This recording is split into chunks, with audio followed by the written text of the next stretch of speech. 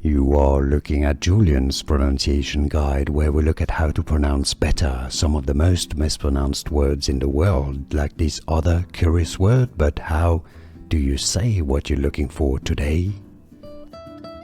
Buongiorno, we are looking at how to pronounce the name of Ferrari's new SUV vehicle. We'll be looking at how to say more car names that too many people mispronounce, so make sure to stay tuned to the channel to learn more.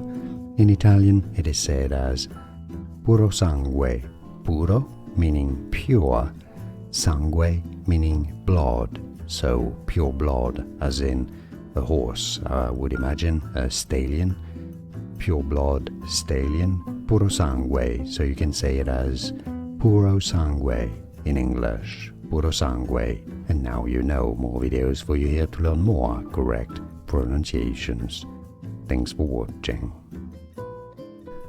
Here are more videos on how to pronounce more confusing words and names too many mispronounced. Like this video if you found it useful. I appreciate your support. I'll see you soon and thanks for watching.